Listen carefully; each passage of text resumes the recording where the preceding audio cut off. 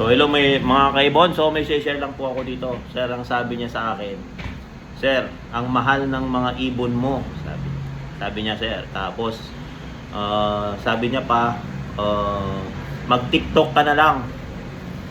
Baka walang bumili sa ibon mo, mag-TikTok ka na lang. Yun ang sabi dito sa kausap ko. So, sir, tinanong ko sa kanya kasi sabi niya pa may nabili ako rito, 2,000 lang na pares. Tinanong ko kung ano yung mutation, di naman niya ako sinagot. Ang sabi niya lang, ang mahal ng mga ibon mo. Tapos sabi niya pa, na personal pa siya. Sabi niya, mag-TikTok na lang ako kasi daw ang mamahal ng ibon ko, walang bibili. So sabi ko naman, sir, tingnan mo yung mga nasa post ko kung anong klaseng mga ibon yung tinatanong mo. So alam niyo naman yung mga kalidad ng mga ibon na pinopost ko mga kaibon. Kayo na pong humusga. So yun, name-personal pa siya. Hindi na siya makabil, name-personal pa. So mag-TikTok na lang daw ako. So ito, sabi niya kasi mahal. Sabi ko, tinanong ko talaga kung anong mutation yung binili niyang 2,000 na pair. So hindi naman niya sinagot. Pero yun ang sabi niya na personal na kasi hindi siya maka-avail ng ibon. So sinabi ko naman yung mga klase ng ibon na tinatanong niya. So saddleback fallow, black-headed na emerald, silver fallow. So anong ibibigay kong presyo sa kanya mga kaibon? Pwede ba yung sinabi niyang ganong presyo?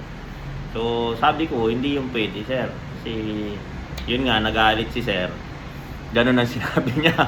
Mag-TikTok na lang kasi ako kasi wala na daw bibili sa ibon ko.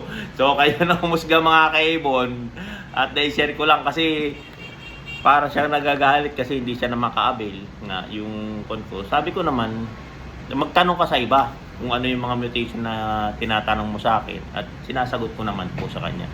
So yun mga kaibon. So kayo na yung musga, yung presyo ng ibon kasi medyo may mataas nga yung mga tinatanong ni sir. So pinukuan ko lang, pinapaliwanag ko lang sa kanya na matataas na klase yung mga tinatanong niya. So mataas din yung presyo ng value ng ibon. So ayan mga kaibon, i-share ko lang po sa atin. Sana kung may gusto tayong ibon, pag-ipunan natin para sa kagustuhan nating makuha ang magagandang klaseng ibon o kung anin man, basta po pag-ipunan natin, wag po tayong ipilit yung gusto nating presyo kasi nasa seller na po yan kung papahalagaan niyo yung ibon niya ng value ng ganun lang, napakagandang ibon.